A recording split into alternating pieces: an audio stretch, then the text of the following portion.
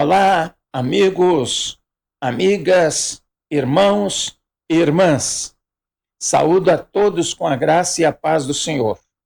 Estamos iniciando mais uma gravação para esta semana, para abençoar nossas vidas com uma reflexão na palavra de Deus. Antes, quero convidá-los a fazerem-nos uma visita na Igreja Batista Centenário do Povo, aqui em Campo Grande, Mato Grosso do Sul. Todos os domingos, 9 horas da manhã, estamos estudando a Bíblia na Igreja Batista Centenário do Povo, que fica na Rua Perseverança, número 21, bairro Amambaí, aqui em Campo Grande. A igreja tem cultos também aos domingos, às 18 horas. E na quarta-feira, às 19 horas. Assim, já podemos falar sobre o tema que queremos abordar nesta meditação. O nosso tema para hoje é a sutileza do pecado. A sutileza do pecado. Eu quero usar um texto de Jesus Cristo no chamado Sermão do Monte. Sermão do Monte é uma narração do evangelista Mateus, claro que está repetido em outros evangelhos também, mas aqui no Evangelho de Mateus, no capítulo 5 até o 7. E esse monte, nós não sabemos qual foi,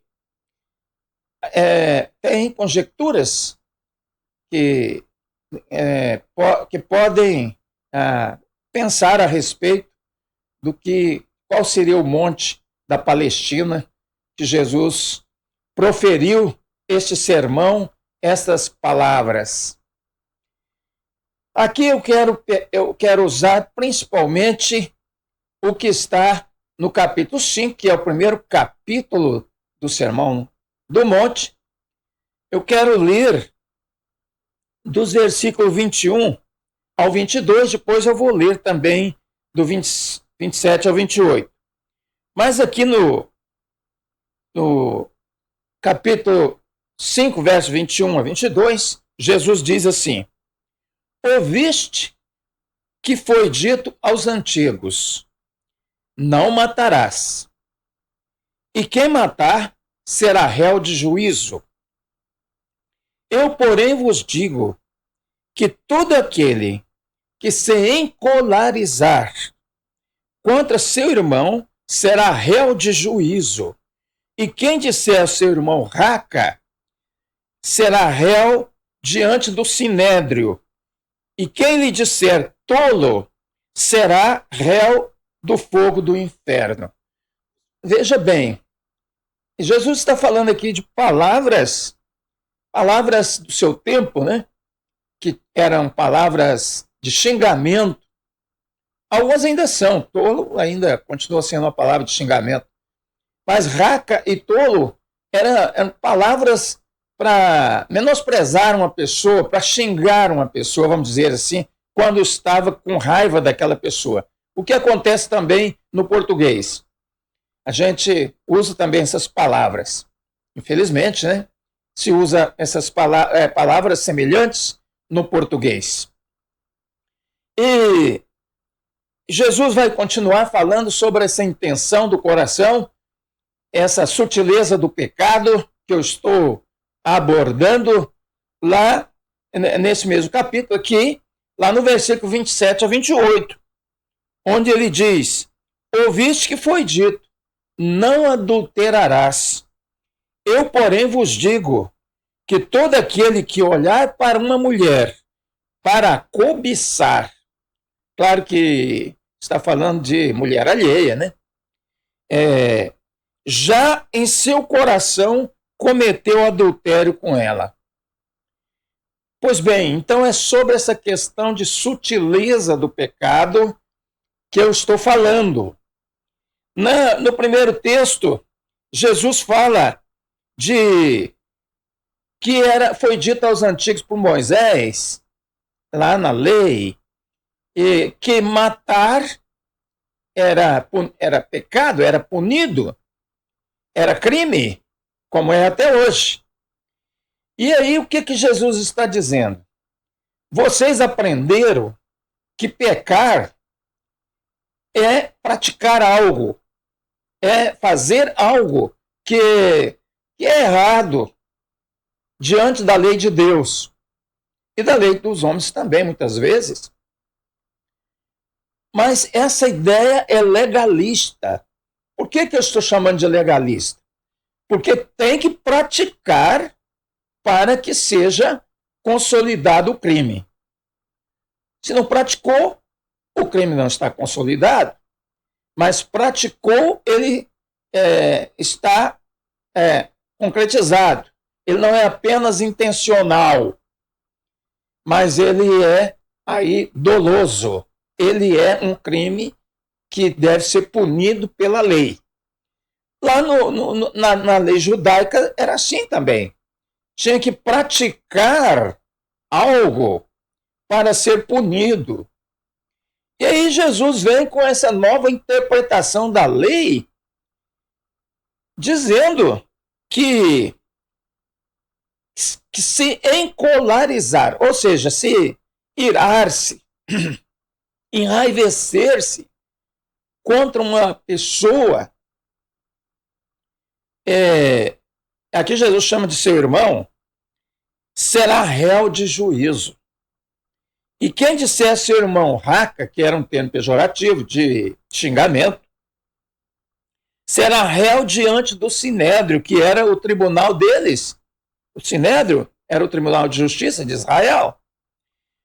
E quem lhe disser tolo será réu do fogo do inferno.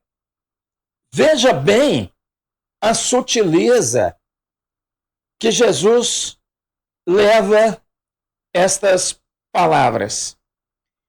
Porque não era só praticar, mas ter a intenção no coração. E Jesus disse que isso já era motivo de ser incriminado, de ser réu de juízo. E aí Jesus continua aprofundando essa situação, levando para frente e dizendo que até se dissesse para aquela pessoa, você é um besta, você é um tolo, você é isso e você é aquilo, Jesus diz, será réu do fogo do inferno. Então veja bem aonde que Jesus está levando a questão do pecado. Que para eles tinha que fazer alguma coisa. E essa ideia continua nos nossos dias. As pessoas continuam achando que se não fez algo de concreto, não pecou e não cometeu crime. Pensam assim. Mas para Deus, Jesus aqui está interpretando o pensamento divino, que Jesus era divino. Jesus está interpretando o pensamento divino e dizendo, olha, se pensar ou se falar coisas ali, coisas pejorativas, que você acha que não tem muito valor, não é muito agressivo, vamos dizer assim, falar essas palavras. Mas Jesus falou, já é réu do inferno. Já é réu do inferno. Já está condenado por isso. De forma que, prezados irmãos, prezados amigos, nós precisamos policiar a nossa boca. Porque para os homens, para as pessoas podem passar em branco, ou pode dar uma boa briga, depende, né? Depende da reação do ofendido, pode dar uma boa briga, mas para Deus, mesmo que a pessoa ofendida deixe passar em branco, Deus já considerou isso aí. Já considerou isso aí. Isto é, o meu menosprezo, a minha maneira de tratar o meu semelhante, Deus leva em conta isso aí. Deus leva em conta. E nós precisamos cuidar da nossa boca. Precisamos cuidar da nossa boca e da mente. Então, nós devemos nos policiar. E agora o outro texto que eu li, que eu gostaria também de comentar, do versículo 27 ao 28, aí Jesus fala a questão do adultério. Adultério é o cometimento de um ato sexual com uma pessoa que não é o seu cônjuge. Então, esse ato sexual ilícito, que não é um ato com quem não é o cônjuge, é considerado adultério na lei judaica e até bem pouco tempo foi também pelas leis, né, do país, mas isso vai mudando e vai ficando como que normal. Mas a Bíblia fala que o adultério lá era pecado. Eu creio que também continua sendo pecado. Mas tem aí a questão da lei, né? Da observância da lei, que tem uma certa... passa a mão por cima de certas coisas, e hoje também não é mais errado fazer certas coisas. Tolerância, né, é a palavra que eu queria usar. Tem uma tolerância legal, mas no tempo de Jesus, adultério era crime, era pecado. E aí Jesus fala para eles que aquele que olhasse para uma mulher para cobiçar, já teria no seu coração cometido o adultério com ela. Ou seja, essa sutileza do pecado que Jesus leva para o pensamento também. A intenção do coração, que ele falou anteriormente, é isso também. Mas aqui, Jesus fala sobre esse pensamento impuro, vamos dizer assim, cobiçando o que não é dele ou dela, cobiçando o alheio. Isso, Jesus disse, no coração já cometeu aquele crime, aquela falha, aquele pecado. Embora que não possa isso condenar ninguém por um ato que ele pensou apenas, não praticou, como nós já falamos, isso é a lei. Mas, para Deus, já cometeu e já está valendo. Portanto, nós temos que nos policiar as nossas atitudes para com o próximo, porque Deus está vendo tudo isso. E Deus nos cobrará tudo isso. Em juízo. Aqui Jesus falou que era o sinédrio, que era o tribunal de justiça lá. Mas nós não temos mais sinédrio e muitas coisas não são mais crimes perante as leis, mas perante Deus é.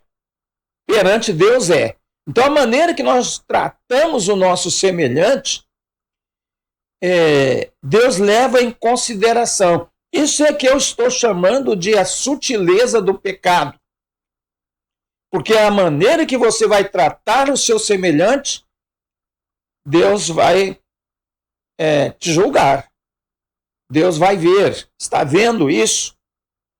Portanto, o que eu quero dizer é o seguinte, precisamos nos policiar, sim, não aquela coisa assim farisaica e até paranoica, para usar um termo da psiquiatria, da psicologia, uma atitude paranoica que vai ficar ali, não pode andar, não pode falar, não pode fazer nada, porque de repente eu estou desobedecendo uma lei de Deus e vou ser punido por Deus. Não é isso não. Vivamos normalmente a nossa vida, mas de maneira que evitemos os excessos. Evitemos os excessos. E para viver bem com Deus. E Deus sabe que a gente é fraco, que a gente falha. Por isso que em 1 João 1,7 diz que o sangue de Jesus Cristo, seu Filho, nos purifica de todo pecado. Ou seja, nós pecamos. mas para outros textos bíblicos diz que se nós confessarmos, lá em João mesmo, na Epístola de João, se confessarmos os nossos pecados, ele é fiel e justo para nos perdoar os pecados. Ou seja, não tem ninguém que não peque. Por isso que eu disse, não vamos viver aí dessa maneira paranoica. Não, não é preciso. Mas vamos procurar com zelo não cometer as coisas que nós já sabemos que desagrada a Deus. Para viver uma vida equilibrada e uma vida também de confissão de pecados para Deus diariamente. Precisamos confessar os nossos pecados diariamente, porque diariamente nós pecamos. Inconscientemente, às vezes fora da nossa vontade, porque pecar com a vontade de pecar não engana Deus, não. Pecar com a vontade de pecar a determinação, a deliberação de pecar, isso não agrada a Deus e não engana Deus. Mas tem os pecados inconscientes, pecados por fraquezas nossas. Então precisamos sim pedir perdão diariamente e o sangue de Jesus Cristo, seu Filho, nos purifica de todo pecado. Não significa que você tem liberdade para sair pecando, porque a graça de Deus vai cobrir todos os seus pecados.